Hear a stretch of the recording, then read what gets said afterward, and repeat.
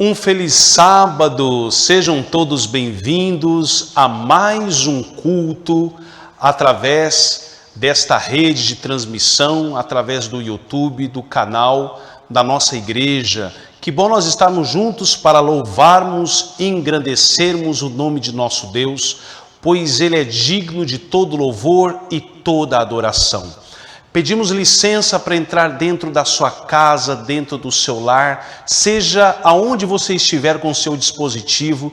Desejamos que o Espírito Santo neste momento possa estar abençoando você ricamente e toda a sua família. Vamos estar juntos durante alguns momentos de conexão com aquele que é o nosso Criador, aquele que é o nosso benfeitor e aquele que está ao nosso lado em todos os momentos de nossas vidas. E eu convido a você a abrir a sua Bíblia no livro dos começos, o livro de Gênesis.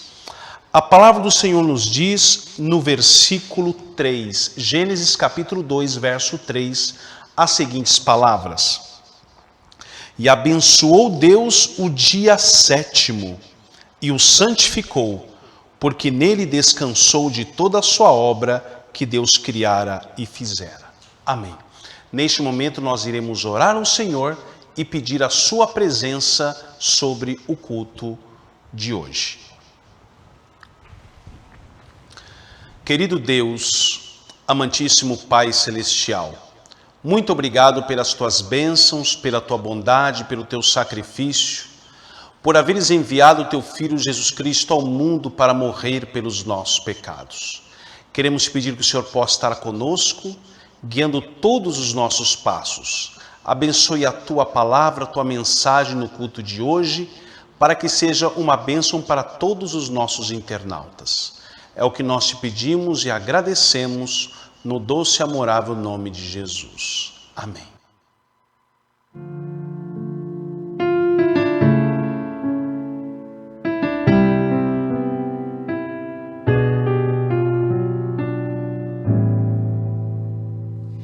Hoje é o dia do Senhor, dia santo e de louvor, que nos faz celebrar a criação. Nesse dia quero descansar dos pesares do viver.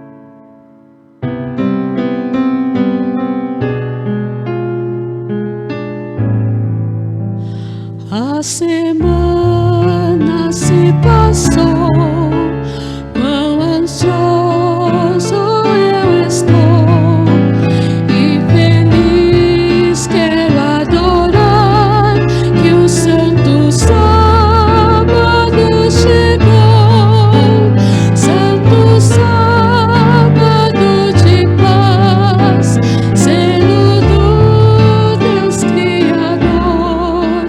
Graças mil eu quero dar.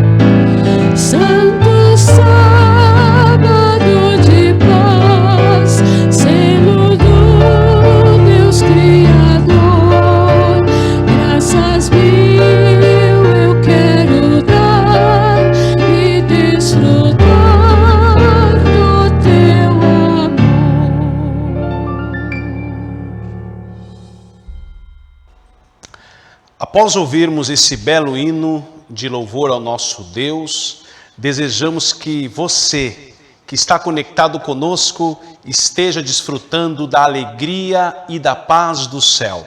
No nosso culto de hoje, nós vamos ter muita coisa boa. Daqui a pouquinho nós vamos ter a nossa lição do dia, a lição da escola bíblica que nós já estudamos durante a semana.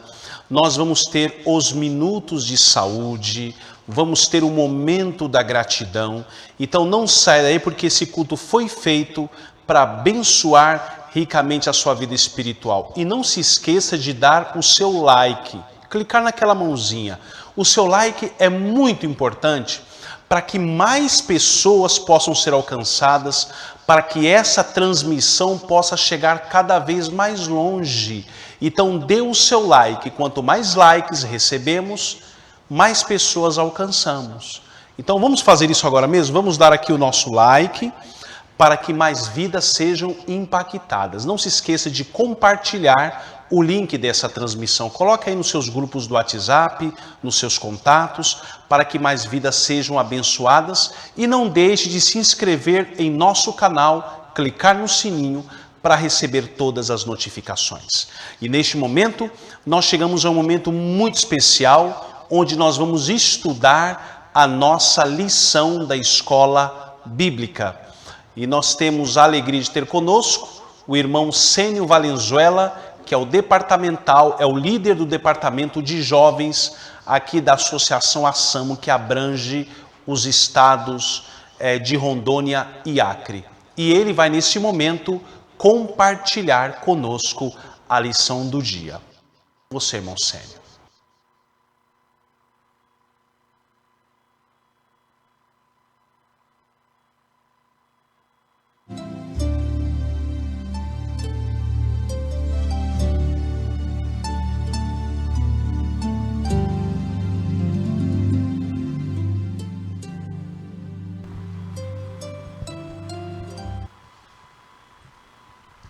Olá, feliz sábado para todos.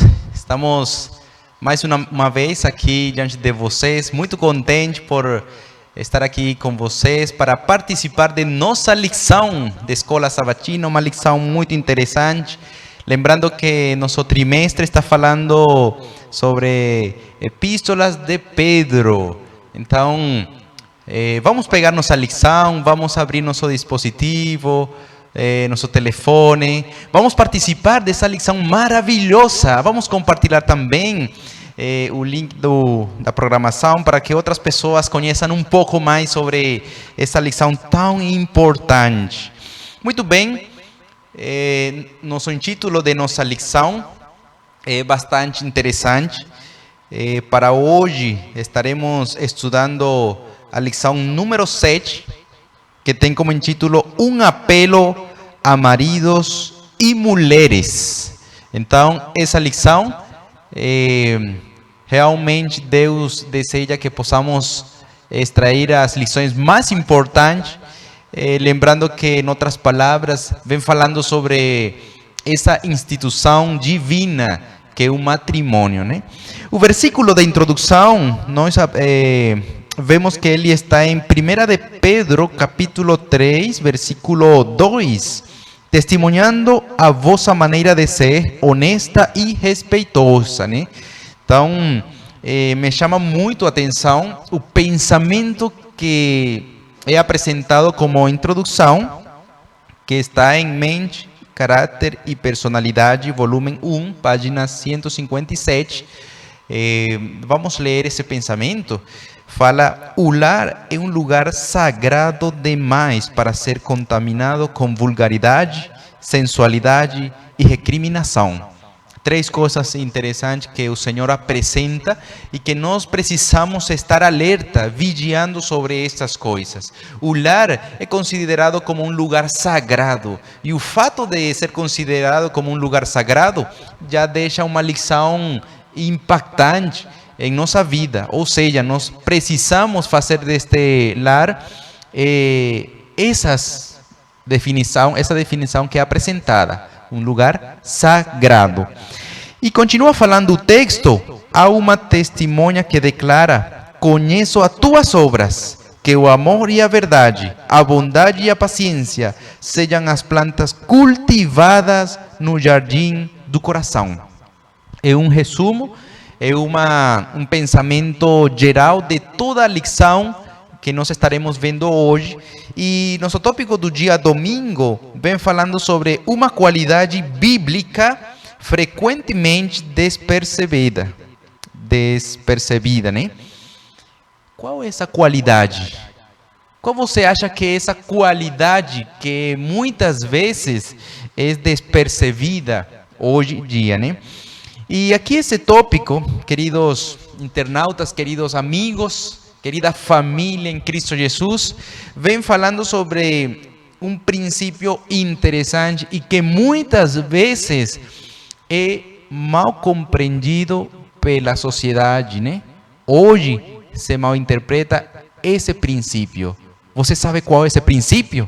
Vamos pegar nosso telefone, vamos compartilhar, vamos escrever no chat. Qual você acha que é esse princípio vital que muitas vezes é despercebido na sociedade, especialmente pelas mulheres, né? Muitas vezes é despercebido esse princípio vital, né? Vamos compartilhar ali, vamos interagir um pouco, pegue seu telefone, compartilhe sua ideia, aquela experiência que você conseguiu alcançar através do estudo da lição durante esta semana e especificamente do dia domingo, né? Muito bem, o apóstolo Pedro, ele fala em 1 de Pedro, capítulo 3, versículo 1, em sua carta, ele fala: semelhantemente, vós mulheres, sede sujeitas aos vossos próprios maridos. Então, essa palavra muitas vezes como que controversial, né? Ou seja, não cai muito bem. Quando muitas vezes se fala de sujeição, que as mulheres têm que estar sujeitas a seus maridos, muitas vezes se mal compreende essa palavra. Se compreende como que se a mulher ela tem que fazer, vamos falar de alguma maneira, ela pensa que fazer tudo que o marido fala, então esse é um erro. Mas será que é assim? Como a Bíblia define essa sujeição? O apóstolo Pedro, ele fala: sujeitas aos vossos próprios maridos. A sujeição, queridas irmãs, irmãos, amigos, internautas, a sujeição que está falando aqui é de respeito. Se refere a uma obediência voluntária. Lembrando que, por exemplo, a cabeça da igreja é Cristo Jesus. Enquanto se refere a um lar, a uma família, o homem ele representa a Cristo e a mulher representa a igreja. Então, hoje a igreja precisa ser sujeita a Cristo. No lar, a mulher precisa ser sujeita a seu marido. E quando falamos de estar sujeita, estamos falando de respeito, de que deve existir um respeito de parte da mulher para seu próprio marido. Deve existir um espírito cristão. A mulher deve desenvolver um espírito cristão, deve desenvolver paciência, deve desenvolver mansidão, deve desenvolver tolerância. Precisa em todo momento, assim como Cristo espera de sua igreja, perfeição em sua esfera, a mulher também precisa ser perfeita em sua esfera. Então, em outras palavras, na mulher tem que ver seu caráter de Cristo.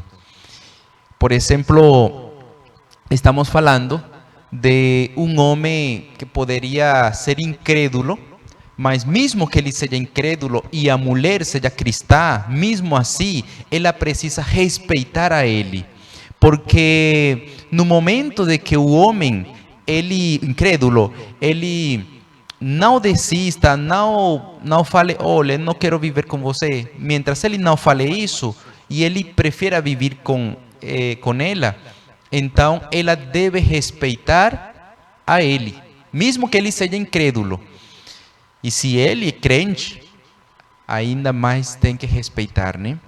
Agora, essa palavra tem, muitas mulheres às vezes ficam como que, olha, é muito forte essa palavra. É assim mesmo, é forte. É porque em nossa vida precisamos ter o caráter cristão. Quando temos o caráter cristão, então oferecemos uma obediência voluntária.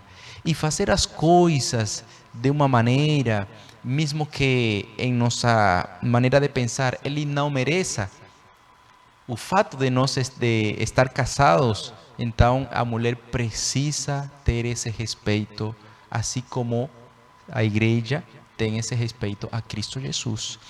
Então, aqui fala algo muito importante sobre este assunto, com respeito à submissão, a estar sujeita ao marido.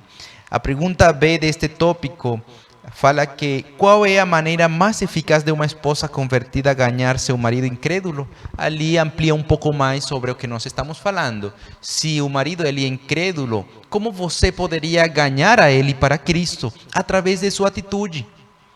Então, estamos falando assim que, mesmo que ele seja incrédulo, lembre que você forma parte dele. No momento de você casar com ele, agora você de alguma maneira tem que criar esse ambiente nos seus. Você está chamada a criar esse ambiente dos seus. Ou seja, um espírito cristão, através de uma conduta proveitosa, através dessas palavras que você fala, paciência, então você poderia ganhar a seu marido incrédulo, né? Com sua atitude, em outras palavras, com sua atitude você poderia ganhar a uma alma, especialmente a seu marido. E que poderíamos falar de duas pessoas crentes? Da mesma maneira acontece. Se uma das pessoas fica brava, no caso do marido, se o marido fica de alguma maneira bravo, porque agora nós estamos falando da mulher, a parte da mulher, né? Depois vamos falar a parte do marido. Então, o que acontece? Que se o marido ele fica bravo e você acha que precisa fazer alguma coisa para ganhar a ele, então a Bíblia apresenta princípios como ter um espírito cristão, princípios como não falar palavras que possam provocar a essa pessoa que está nesse nível, né? Então, em outras palavras, você é chamada a ter o caráter cristão, o caráter de Jesus Cristo. Agora, é fácil? Não é fácil. Por suposto que não é fácil. E por isso que ali entra essa parte da comunhão que você tenha com Jesus Cristo. Se você cada dia tem essa comunhão com Jesus Cristo, se você cada vez que acorda, a primeira coisa que você faz é ter essa comunhão com Cristo, de fato que você terá fortaleza para suportar ou atravessar esse momento, esse espaço, né? Então, aqui nós estamos falando sobre uma realidade que acontece em cada lar. Em cada lar acontece alguma situação e por isso que o Senhor fala através de nossa lição, porque nos dá ferramentas para nós alcançar a vitória sobre essas coisas que nós precisamos vencer, né? Defeitos de caráter que nós como pessoa não sabíamos que tínhamos, mas o momento de passar uma prova, ali surge esse defeito de caráter e agora você conhece esse defeito de caráter e agora é chamada a trabalhar por esse defeito de caráter. É interessante como Deus, através dessa lição, ele apresenta a forma de como nós poderíamos vencer, né? E por isso, queridos amigos internautas, que a lição, ela vem por tópicos, ela vem por dias, por exemplo, domingo, segunda-feira, terça-feira, quarta, quinta-feira, enfim, ela vem por tópico. Por quê? Porque nós precisamos dia a dia conhecer como poderíamos reagir no momento de uma situação dessa, de uma briga, de uma dificuldade, como poderíamos reagir nesse momento. Como poderia eu falar, como poderia eu fazer se no caso de seu marido ele fica de um jeito que você não deseja e não esperava. como você poderia fazer? Então a resposta está nesses tópicos que dia a dia o Senhor apresenta para nós. E por suposto que se não estudamos nossa lição, como poderíamos saber como reagir? Como poderíamos?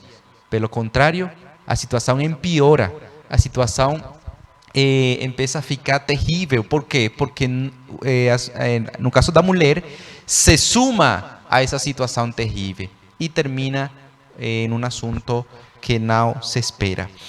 Então, a segunda-feira, promovendo um relacionamento harmonioso, aqui vem falando como o exemplo bíblico, um exemplo que é utilizado por Pedro.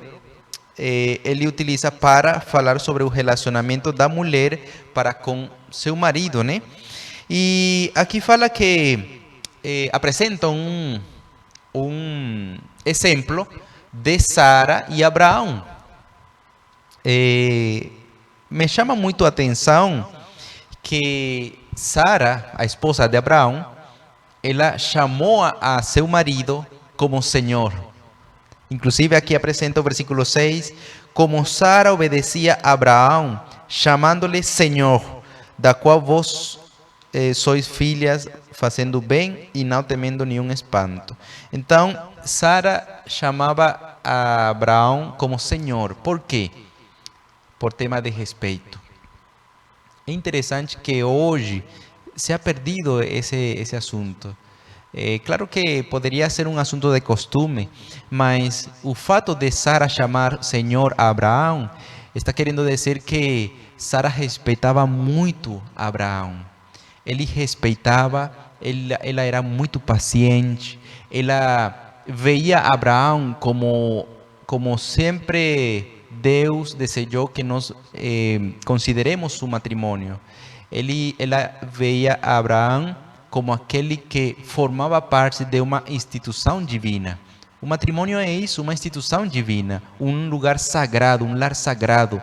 Então, ela considerava este assunto, inclusive mais para frente, fala e apresenta como esse exemplo impactou de tal maneira que é considerado até hoje, né? Então, como família, nós precisamos alcançar essa experiência maravilhosa, onde a mulher considere a seu marido com respeito. Isso é algo maravilhoso. Hoje a mulher procura de alguma maneira ser vista, né? Ressaltar, mas ali nós vemos que esse é digamos assim, um resultado do que está em seu coração e que ela procura inclusive ter o controle. Mas a lição, ela vem falando que a mulher, inclusive, ela impactará o homem para a vida eterna ou para a perdição eterna. A mulher tem um papel, digamos assim, uma responsabilidade muito grande. Um momento de que o homem se casa com a mulher, de que formam agora um lar, agora existe uma grande responsabilidade sobre a mulher, e a mulher precisa então ter essa comunhão com Cristo Jesus, ter esse espaço de falar com Deus, para que dessa maneira o caráter de Jesus Cristo possa estar constantemente, não somente, por exemplo, se falamos em termos de sábado, não somente o sábado, senão que o Espírito de Cristo precisa estar constantemente, dia a dia, no coração da mulher, para que as palavras que saiam de seus lábios possam ser como palavras que refrigerem, que alcancem a promover a paz no lar. O tópico vem falando, inclusive, que muitos maridos e filhos não veem nada de atraente em casa, pois são continuamente recebidos com brigas e reclamações. Atenção, cuidado com essas coisas, porque uma das razões pela qual existe tanta dificuldade é porque se ha semeado ou se ha alimentado esse assunto das brigas, né? muitas vezes existe muita briga em casa. E o marido e os filhos, eles desejam não ficar em casa, eles preferem sair de casa, porque a mulher, a esposa, a mãe de seus filhos, então ela quer ficar o dia todo brigando. Aqui fala que por isso buscam conforto em diversão longe do lar. A esposa e a mãe, ocupadas com os cuidados domésticos, frequentemente se distraem e deixam de pensar nas pequenas cortesias que tornam o lar agradável ao marido e aos filhos e filhas. Então, o marido e os filhos entram e saem do lar como se fossem estranhos. Então, este é algo muito importante que nós precisamos alcançar a considerar.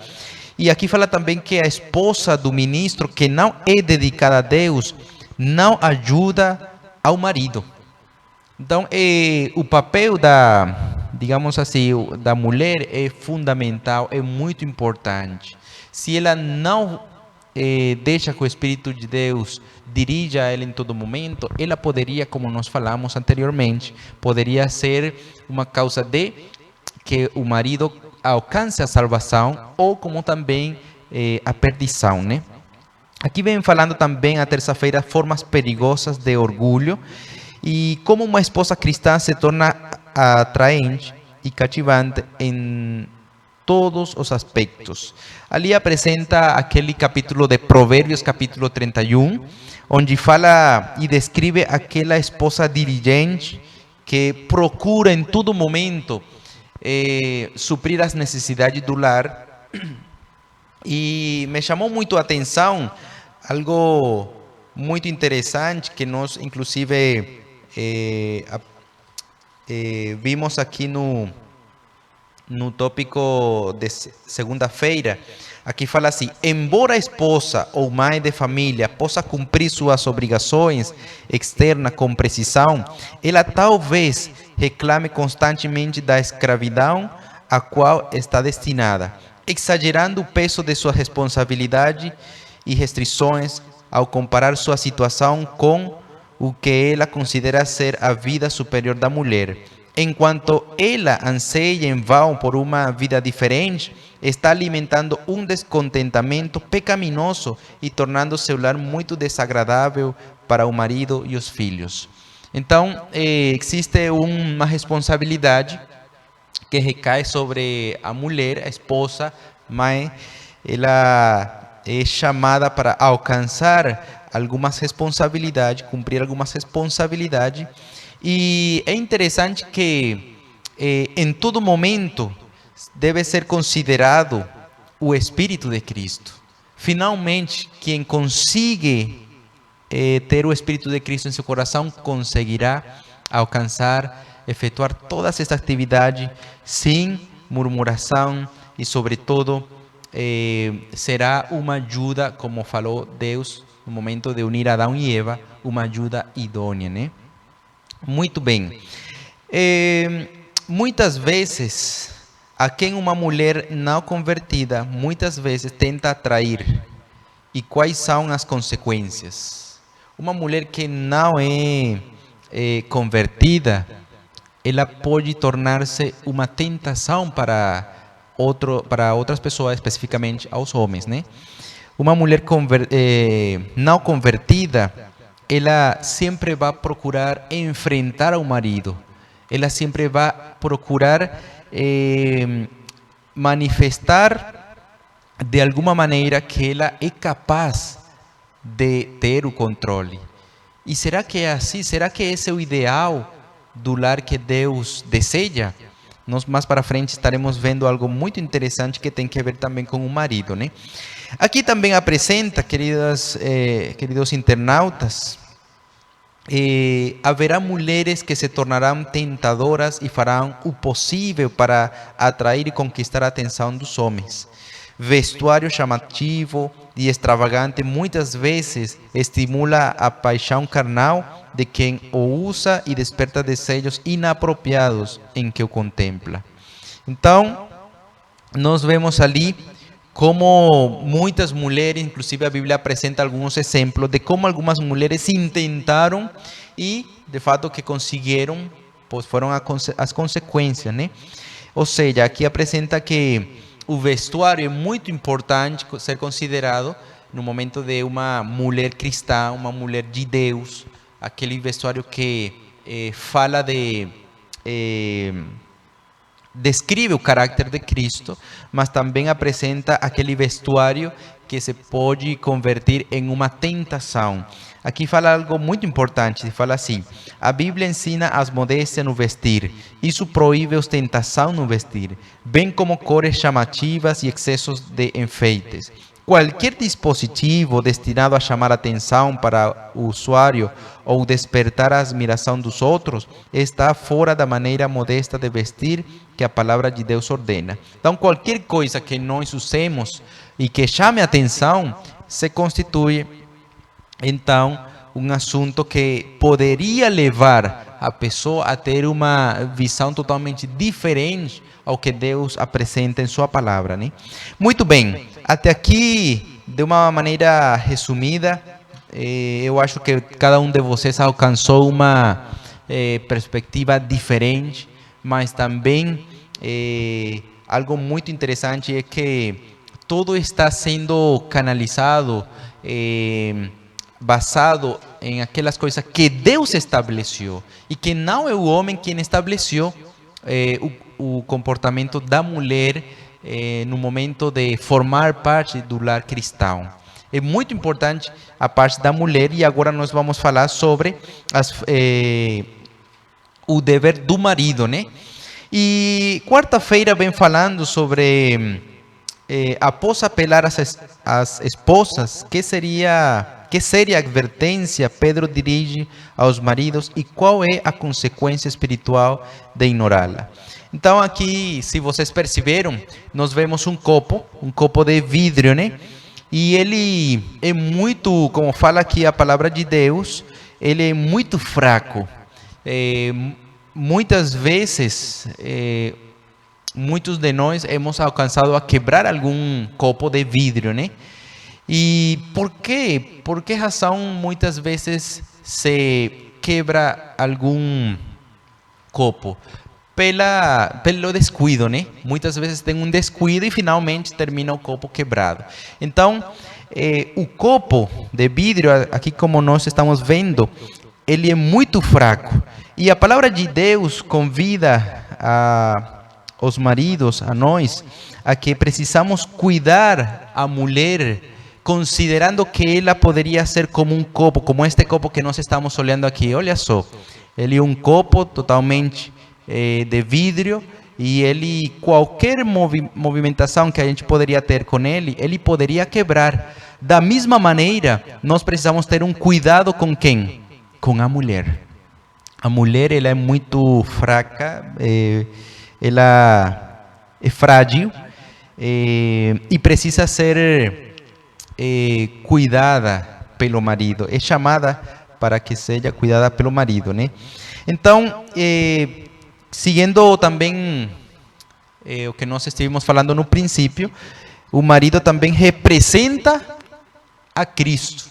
Então, assim como Cristo cuida de sua igreja, assim como o pastor cuida de suas ovelhas, da mesma maneira, querido amigo, irmão, que você está participando desta lição, Deus chama ao homem para que sejamos esse protetor de nossas esposas. Aqui, finalmente, apresenta a última parte, quinta-feira, nenhum chefe na família cristã. Então, aqui vem falando algo muito interessante sobre que muitas vezes no lar se procura alcançar o controle. Pode ser que o marido intente ter o controle ou a mulher não deixando espaço algum, ela também deseja ter o controle e existe essa luta entre os dois. Será que essa é a ideia que Deus deseja que possa ser implementada no lar cristão? Realmente não. Aqui fala algo muito importante. Precisamos ter o Espírito de Deus ou nunca teremos harmonia no lar. Se tiver o Espírito de Cristo, a esposa será cuidadosa com as palavras, ela controlará seu espírito, será submissa e ainda assim não se sentirá como uma escrava, mas como uma companheira do marido. E que poderíamos falar do marido? Se o marido for um servo de Deus, ele não dominará a esposa. Atenção! Se o marido tem o Espírito de Cristo, o que acontecerá? Ele não dominará a esposa. Não será arbitrário nem exigente. A valorização do afeto no lar nunca pode ser excessiva, pois se o Espírito do Senhor habitar na família, ela se torna um símbolo do céu. Se um errar, o outro exercerá tolerância cristã e não se afastará friamente. Sejam gentis, pacientes e tolerantes, atenciosos e corteses. Pela graça de Deus, vocês podem ter sucesso em fazer um ao outro feliz, como prometeram agir no voto matrimonial. Então, queridos internautas, queridos amigos, esta é nossa lição, uma lição bastante interessante e que também, de alguma maneira, nos ajuda a lembrar o que significa estar casados, o que significa a instituição divina que Deus criou. Hoje a sociedade, de alguma maneira, está jogando fora esse princípio que Deus criou, a instituição divina como é o matrimônio. Hoje Deus nos lembra estes princípios para que dessa maneira possamos restaurar nossa família. Poderia ser que hemos cometido alguns erros, mas hoje temos essa oportunidade maravilhosa de restaurar nossa família, de que antes de que Jesus volte a esta terra, antes de que o tempo da graça finalize, a profecia de Malaquias, capítulos 5, 6 e 7, possa ser uma realidade em nossa vida, possa ser uma realidade em nosso lar. Que Deus abençoe e que esta lição, através do Espírito de Deus, possa ser uma realidade neste dia. Amém.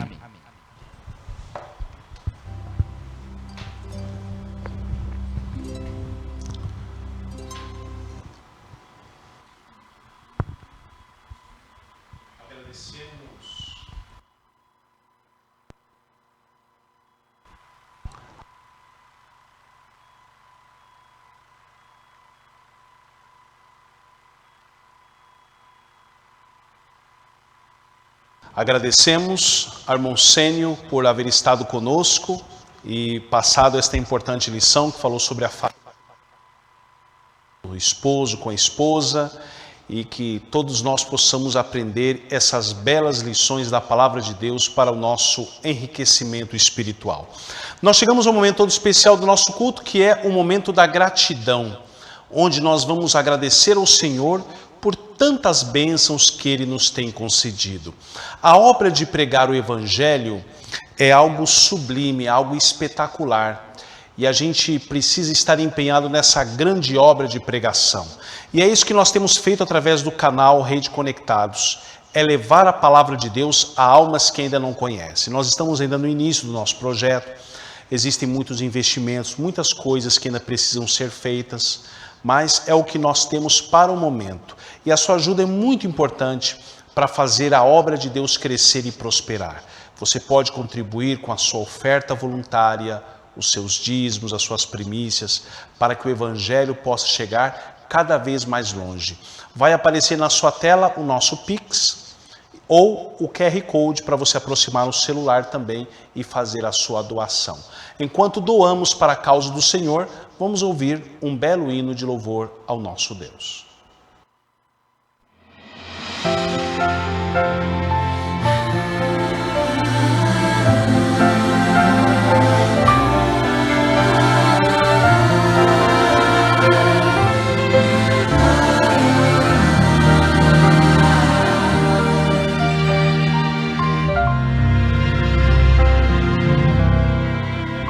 Não posso compreender teu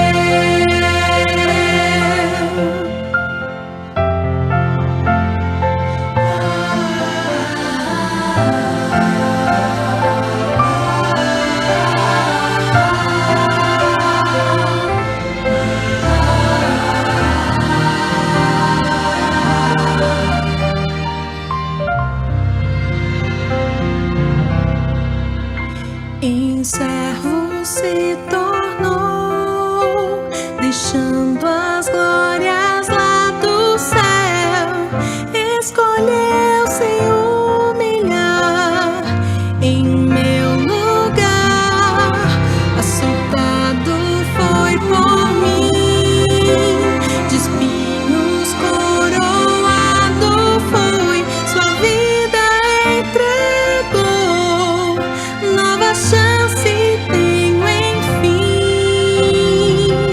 foi por tua graça, imensa graça, que hoje livre sou do mal, teu perdão me resgatou, foi por tua graça, imensa graça, hoje salvo estou, Senhor, com teu sangue me comprou, teu amor alcança cada filho teu, graça, graça, tua graça me basta, Senhor, graça, graça, tua graça me basta, Senhor,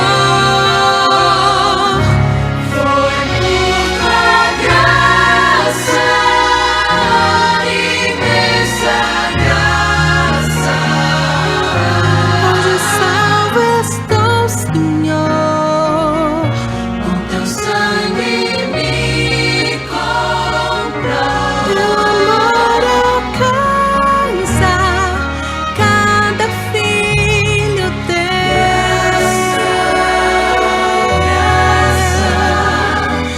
graça.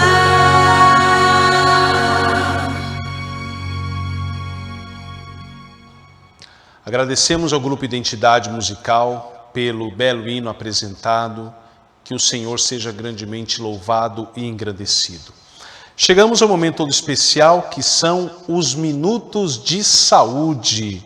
E vamos ouvir então algumas palavras, algumas dicas, melhor dizendo, muito importantes sobre saúde, com o diretor do Departamento de Saúde da nossa instituição nos estados de Rondônia e Acre, o irmão Heleno Vitorassi. É com você, irmão Heleno. Olá, bom dia! Nesta série do Minuto Saúde, temos falado sempre alguma dica, alguma utilidade de algum alimento, e hoje nós vamos falar sobre um problema, uma patologia que acomete também o nosso povo, é a diabetes. Talvez você tenha alguém na família ou alguém próximo a você que sofra desta patologia. É uma comorbidade assintomática, não se manifesta por enquanto, e às vezes quando a pessoa vai descobrir, pode ser tarde, já pode estar numa fase muito avançada, né? Então, diabetes, a definição de diabetes é que é uma doença crônica caracterizada por níveis elevados de glicose, que é açúcar no sangue, né? Resultantes da insuficiência de insulina ou na alteração da sua função. E insulina, o que é insulina? É um hormônio produzido nas células betas das ilhotas pancreáticas, que reduz a glicemia ao transportar o açúcar presente no sangue para dentro das células, para ser utilizado como fonte de energia lá nas células, né? Nessa falta da insulina, na falta da insulina, ou quando esta não está funcionando corretamente, há um aumento de glicose que fica liberado, fica livre no sangue. Isto tem como consequência o diabetes. Então nós falamos das células betas.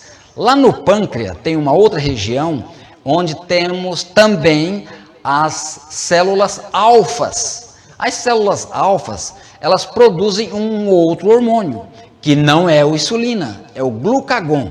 O glucagon, ele é responsável por armazenar glicose no fígado, como um depósito, uma reserva, para uma emergência. Por exemplo, num momento de fome, passou da hora de comer, e aí você tem esse recurso. O glicogênio que está depositado lá no fígado, há uma quebra, a glicólise, né, é uma alteração que acontece ali, e ele é então liberado para socorrer uma emergência de fome, mandar energia. O diabetes no Brasil, a prevalência do diabetes no Brasil, em 1980, a população brasileira tinha 7,6% de diabéticos na população adulta, 1980. Poucos anos depois, apenas 30 anos depois, em 2010, a população diabética adulta no Brasil já era 15% da população brasileira. E a estimativa é que no ano 2035 tenhamos mais de 20% de diabéticos no Brasil. Essa é a estatística apenas do Brasil. Aí está a fonte que você está vendo. Essa estatística é do ano 2015. O diabetes acelera o processo de degeneração dos vasos, arteriosclerose, e afeta os rins, a retina, comprometendo a visão.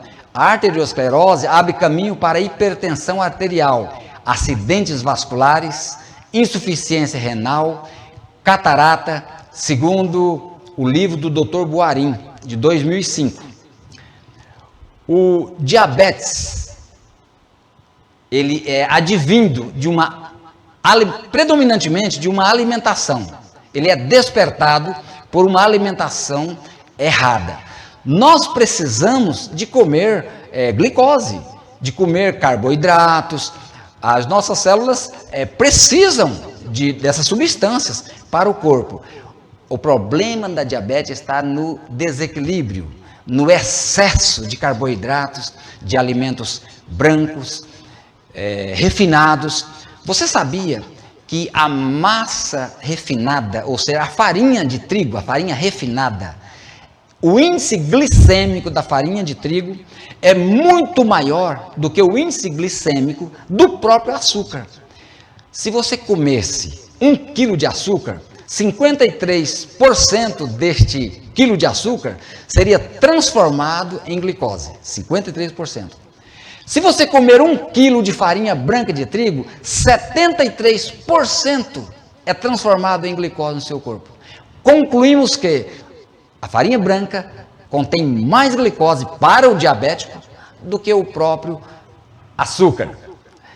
Então vamos descrever aqui o caminho para se construir, para se instalar uma diabetes no seu corpo. Nós temos outros fatores, como fatores hereditários, também, né? Isso aí é um fator predisponente.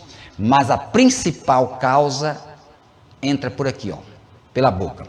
O estômago transforma os nossos alimentos, o que comemos, em glicose. O pâncreas produz a insulina, que trabalha essa glicose e tem a função de levar essa glicose para dentro das nossas células. Quando há um transtorno nesse mecanismo, resistência à insulina ou falta da insulina, então acontece de sobrar glicose, sobrar açúcar no sangue. A glicose entra então na circulação sanguínea e começa a fazer estrago por todo o corpo. A insulina entrando na circulação sanguínea, ela controlaria isso aí, mandando glicose para dentro das células. Não acontecendo isso, o sangue sobra, né? O sangue transporta insulina e glicose até as células do nosso corpo. Vamos então descrever agora uns sintomas que se manifestam no diabético. Primeiro, polifagia, fome excessiva. O diabético tem diabético que tem que comer de 3 em 3 horas. Se ele não comer, ele pode cair, ele pode desmaiar. Esse é um dos sintomas. Existe também o diabetes tipo 1, nós estamos falando do diabetes tipo 2. 97% dos diabéticos do mundo são diabetes tipo 2. O tipo 2 é aquele que produz insulina, mas não em quantidade suficiente para o corpo, para manter o corpo sem diabetes. Ou há uma resistência do próprio corpo à insulina que ele produz. Esse é o diabetes tipo 2, produz insulina. Agora o tipo 1, ele é insulinodependente. O diabético tipo 1, ele não produz insulina. E normalmente é chamado diabetes de criança, né? Às vezes a criança já nasce com esta predisposição e logo ele torna-se dependente da insulina. O diabético tipo 1, normalmente ele é magro, muito magro. E acontece, às vezes, mesmo no diabetes tipo 2, há um transtorno, mas é muito raro isso. No diabetes tipo 2, é natural engordar, ficar bem obeso, né? Um outro sintoma para o diabetes tipo 2 é a poliúria.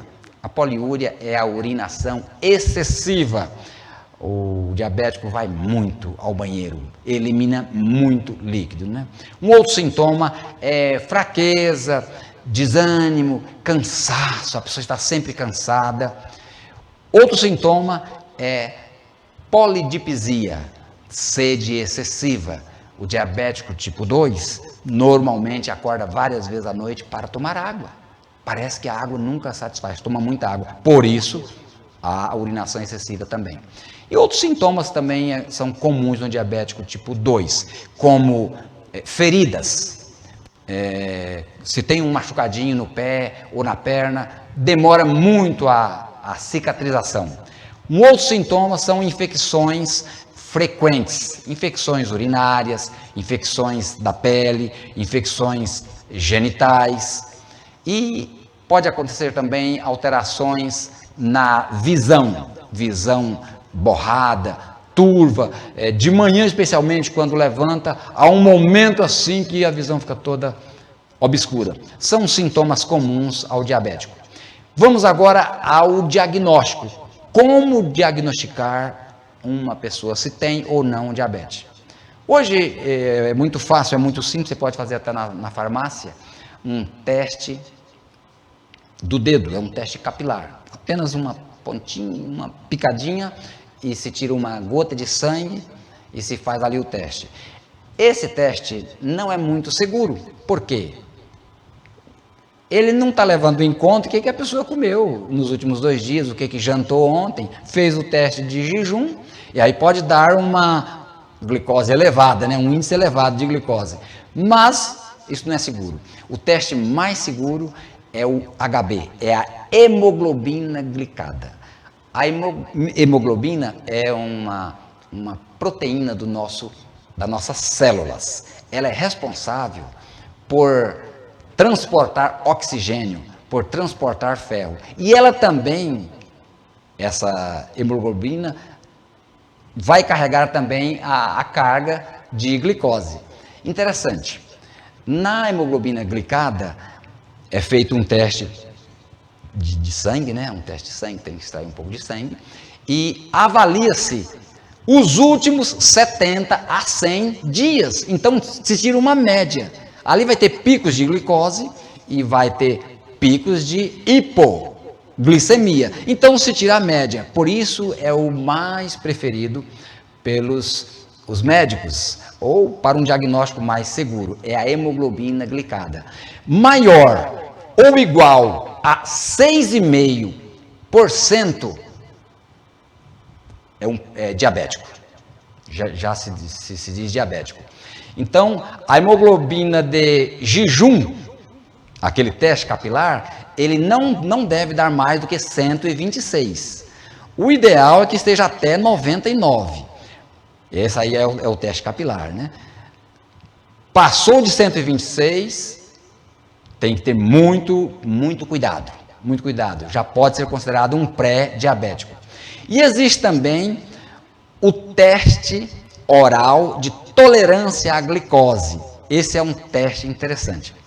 A pessoa toma uma dose de 75 gramas de um líquido qualquer, muito doce. Hoje existe na farmácia para comprar esse teste. Então a pessoa toma aquilo e 60 minutos depois faz o exame. Se der maior ou igual a 200, é o teste oral, né? Então essa pessoa já pode ser considerada diabética. Tem que dar menos de 150 quando se faz esse teste oral da tolerância à glicose. Então, irmãos, o diabético, ele é vítima, ele sofre muitas complicações. Como vocês estão vendo aí, ele vai ter problema, pode ter problema renal, ele pode ter problemas vasculares, pode ter problemas de coração, pode ter problema de visão e pode ter problemas de cicatrização, que é chamado pé diabético, né? O que fazer, então? No caso de que você tenha ou conheça alguém que tenha glicose elevada, glicose alta, primeiro cuidado que tem que ter, alimentação, evitar as massas refinadas. Segundo ponto, atividade física, isso aqui estimula o pâncreas a produzir insulina. Mantenha uma regra, estabeleça horários para você fazer atividades físicas diariamente, não é só uma vez por semana, diariamente. Cuidado com as quantidades, controle de peso, acompanhe de perto sempre a pressão arterial e faça aferição constantemente da glicose. Existe hoje os hipoglicemiantes orais, são os remédios, né? Remédios naturais, você pode comprar na farmácia.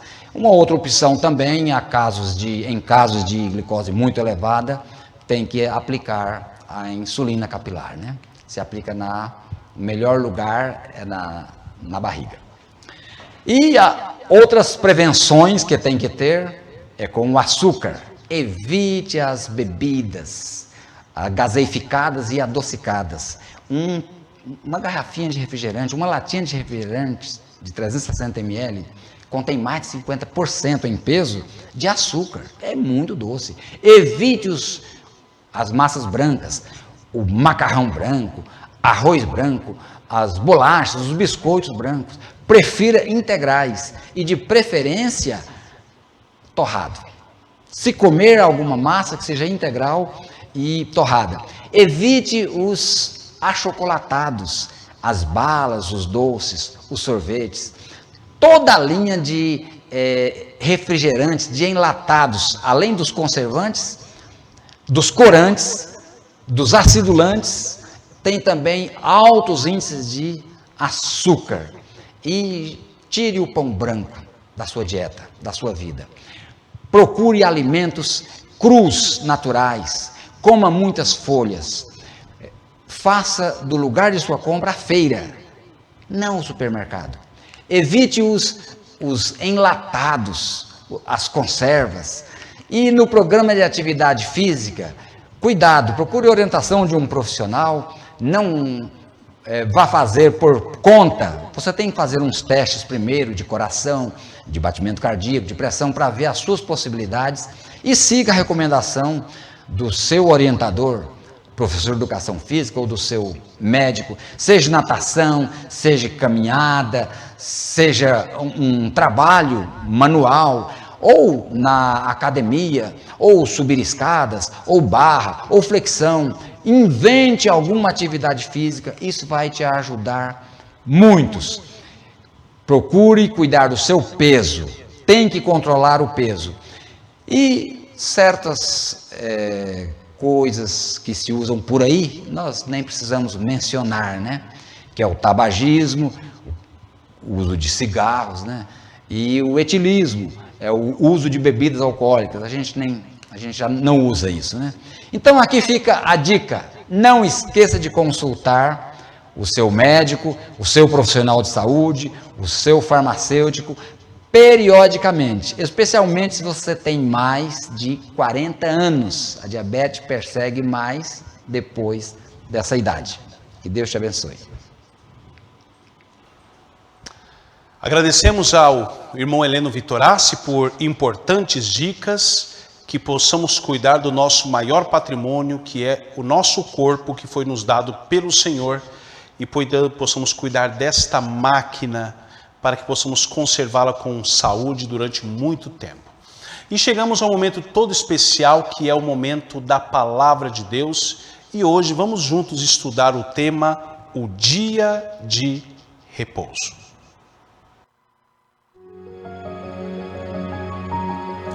Seja bem-vindo ao curso bíblico A Verdade Revelada. E hoje falaremos sobre o dia de repouso. Todos nós precisamos de momentos para relaxar, mudar a rotina, nos dedicarmos mais à família e ao Senhor Deus, que deve ser o primeiro em nossas vidas. As empresas concedem aos seus funcionários um dia de folga durante a semana, reconhecendo a importância do descanso. Após Deus haver concluído a obra da criação, separou um dia diferente dos outros para contemplar as maravilhosas obras criadas pelo seu poder.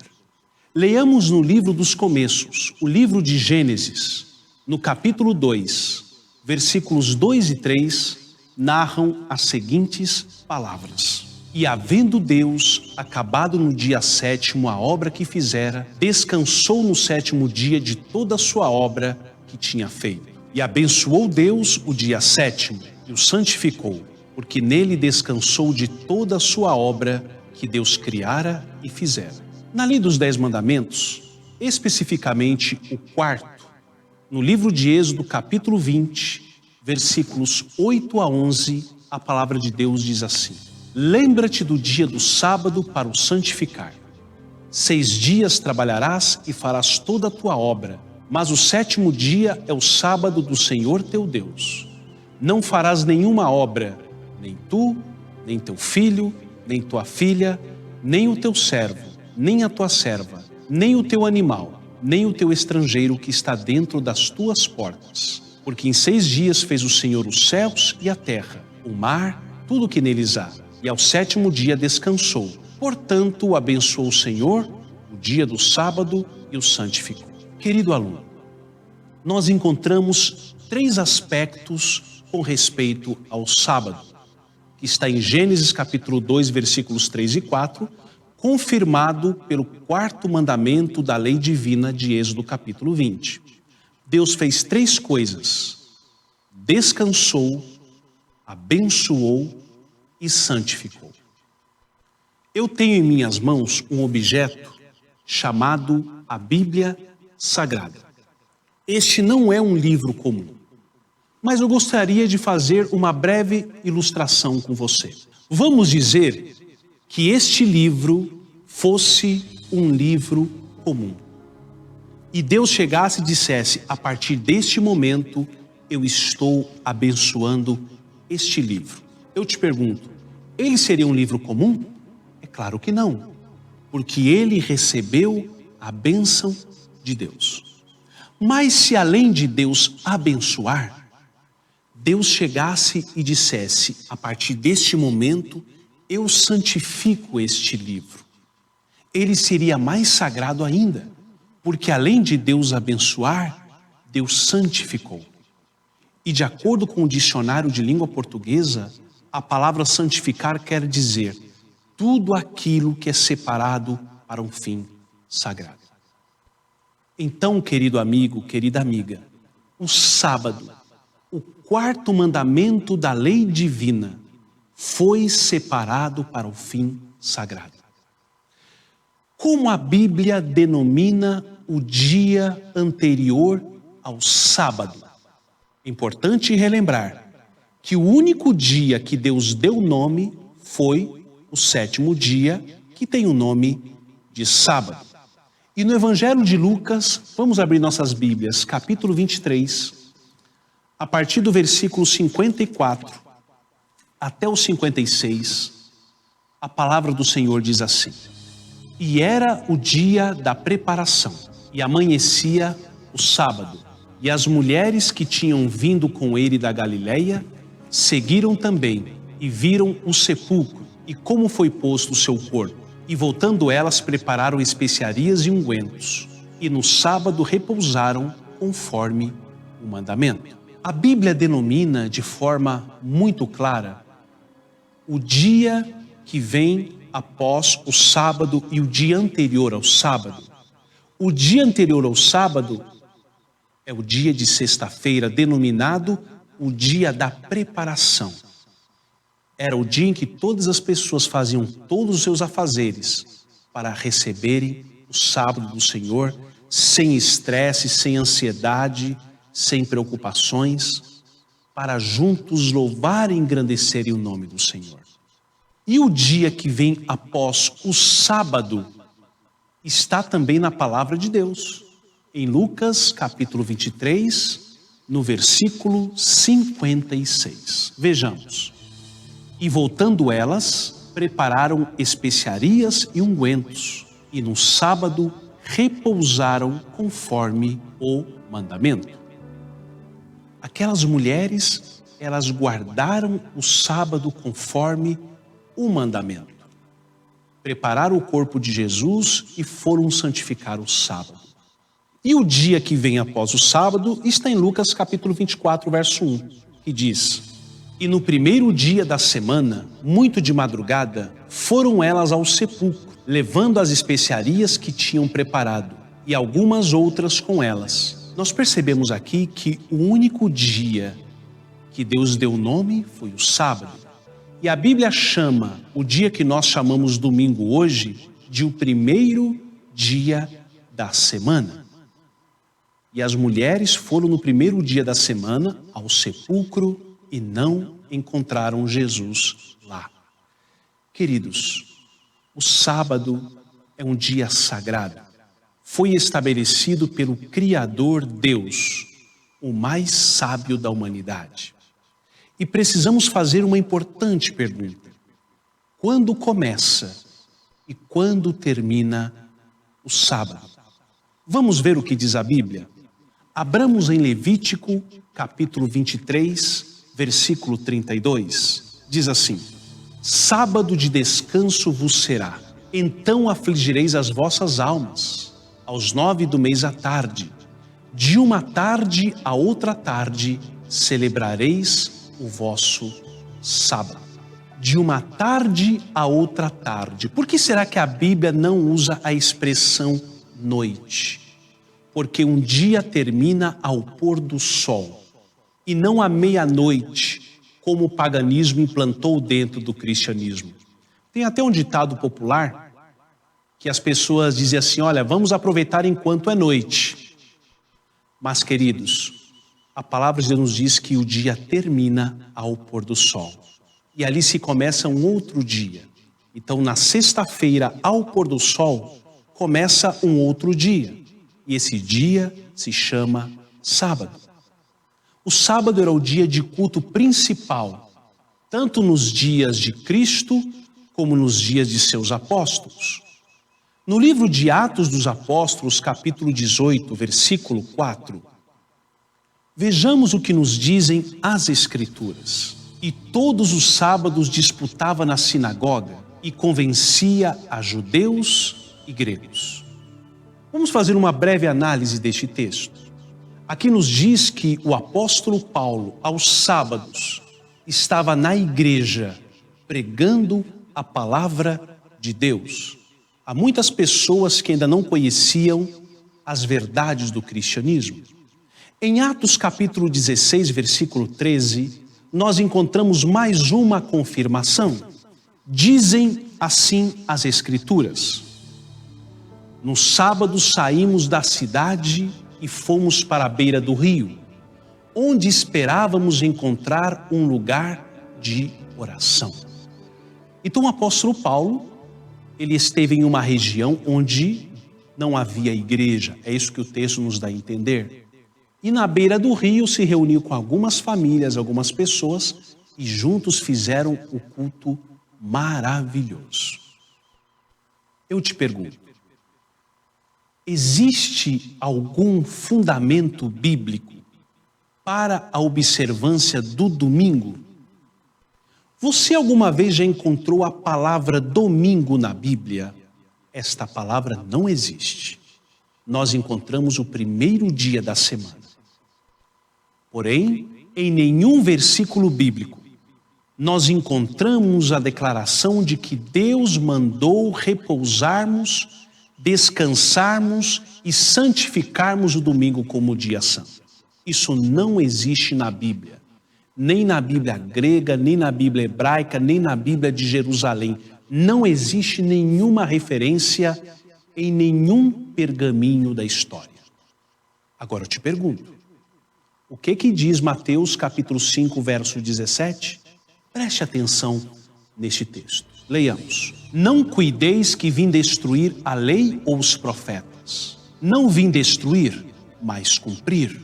Aqui o Salvador Jesus nos afirma de maneira muito clara que ele não veio destruir a lei. O argumento que é usado por muitos, de que quando Jesus morreu na cruz, a lei também foi cravada na cruz junto com ele, e que hoje nós não precisamos mais guardar o santo sábado, essa versão é uma versão humana, e não existe nenhuma base escriturística para ela. Temos que entender que mesmo depois da morte de Jesus, os cristãos continuavam guardando o sábado. E não eram só judeus, gregos e de outras nacionalidades continuaram guardando o sábado por séculos. Qual era o costume de Jesus no sábado? Acredito eu que Jesus é a maior referência com respeito ao sábado. Vamos ler o que diz o Evangelho de Marcos, capítulo 2, versículo 27 e 28. Abra sua Bíblia. E acrescentou: o sábado foi estabelecido por causa do homem, e não o homem por causa do sábado. De sorte que o Filho do Homem é Senhor também do sábado. Muitas pessoas interpretam este texto de maneira errônea e dizem: está vendo? O sábado foi feito por causa do homem e não o homem por causa do sábado. Mas no versículo seguinte diz que o Filho do Homem até do sábado é Senhor, ou seja, esse texto não está desfazendo do sábado. Eu gostaria de te fazer uma pergunta. Quando você constrói uma casa, você constrói para quem morar nessa casa? Você mesmo. Quando Jesus criou o sábado, ele criou o sábado para quem?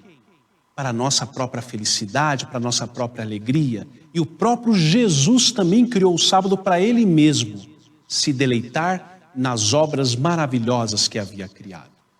E no Evangelho de Lucas, capítulo 4, versículo 16, as Escrituras dizem assim: e Jesus, chegando a Nazaré, onde fora criado, entrou num dia de sábado, segundo o seu costume, na sinagoga, e levantou-se para ler. Você percebeu quantas referências existem na Bíblia sobre o sábado? Existem mais de 80 referências. O tempo seria insuficiente para nós analisarmos todas. Mas eu quero dizer uma coisa para você. O sábado foi feito para a nossa própria felicidade. O sábado é bíblico.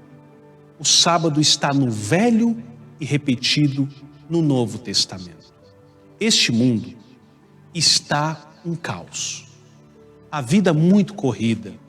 A maioria não tem tempo nem para si mesmo, nem para a família. Todos estão envoltos em compromissos sem fim. O dia de repouso estabelecido por Deus tem o objetivo de nos aproximar dele, com uma parada semanal para adoração, estudo, reflexão e interação espiritual com a família. Eu quero fazer um convite para você. Experimente ouvir a voz de Deus e tirar mais tempo com Ele, especialmente no sábado. O dia de repouso estabelecido por Deus tem o objetivo de nos aproximar dele, com uma parada semanal para adoração, estudo, reflexão e interação espiritual com a família. Experimente ouvir a voz de Deus e tirar mais tempo com Ele, especialmente no sábado. O meu desejo é que a sua decisão hoje seja: reconheço e aceito que o sábado é o dia do Senhor e deve ser observado pelos seus filhos. Deus te abençoe. Vamos para o questionário? Queridos, neste momento nós vamos entregar todos os pedidos de oração nas mãos do Senhor, aquele que pode resolver, aquele que tem a solução para todos os nossos problemas. Vamos orar ao Senhor. Querido Deus, amantíssimo Pai Celestial, diante da Tua presença nos encontramos para Te agradecer pelos grandes milagres que o Senhor tem operado. Queremos Te agradecer também por havermos estudado a Tua Palavra e sabermos que o Senhor separou um dia para que nós pudéssemos honrá-lo, glorificá-lo. Um dia que o Senhor não abre mão desse dia, mas que devemos observá-lo conforme o mandamento. Sabemos que não temos força, Senhor, para fazer a Tua vontade, mas nós precisamos de um poder maior. Dá-nos o Teu Espírito Santo. Visita as famílias. Queremos também Te pedir em favor das famílias lá do Rio Grande do Sul, em meio àquelas enchentes, que também a Tua mão poderosa possa amparar as Tuas criaturas. Dá-nos o sábado abençoado, é o que eu Te peço e agradeço em nome de Jesus. Amém.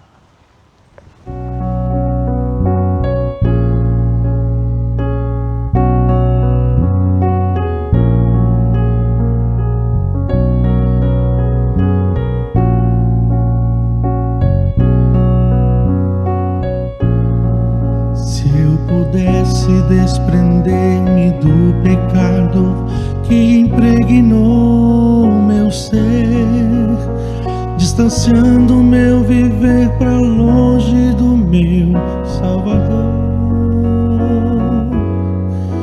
Pelos vales mais escuros tenho andado tão sozinho, caminhando nesse mundo sozinho. Pelos vales mais escuros tenho andado tão sozinho, nessa estrada incerta não conseguirei chegar ao lar.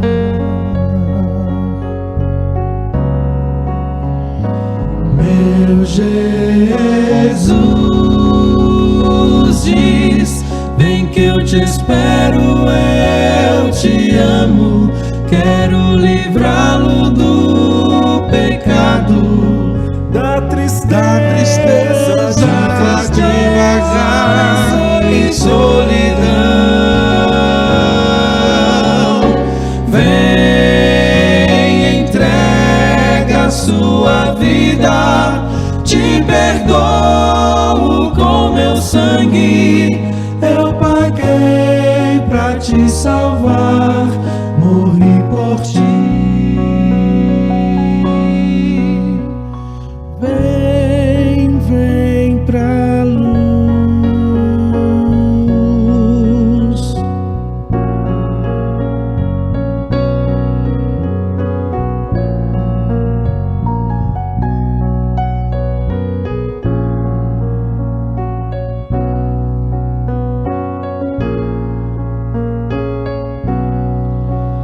Essa luz que me ilumina e me mostra para onde ir. Só em Cristo encontro paz, nele a vida eterna. Sua luz eu hoje aceito, seu amor vou receber como o dom mais precioso que transforma meu viver. Sua luz eu hoje aceito, seu amor vou receber como o dom mais precioso que transforma meu viver.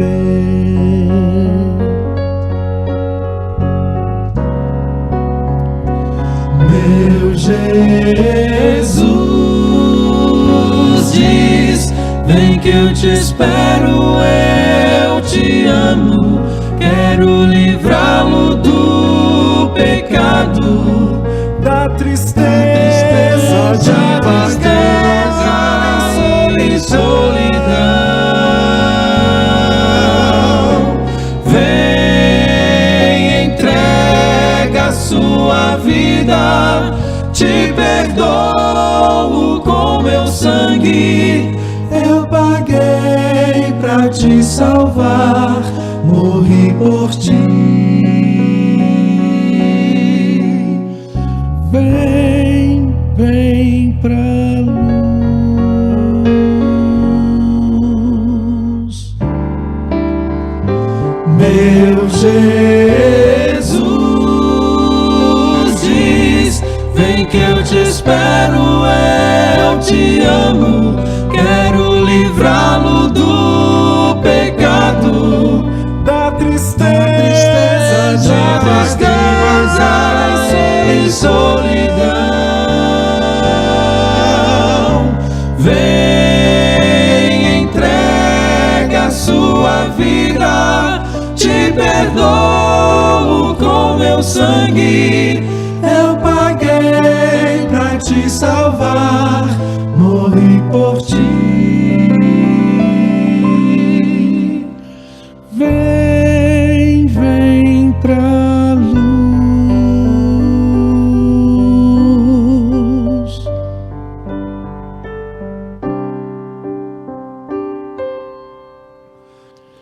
Vem, vem pra luz.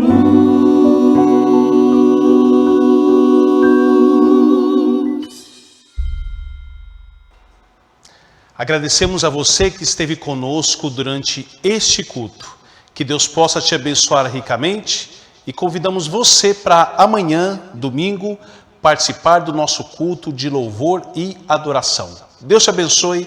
Até o nosso próximo encontro, se Deus quiser.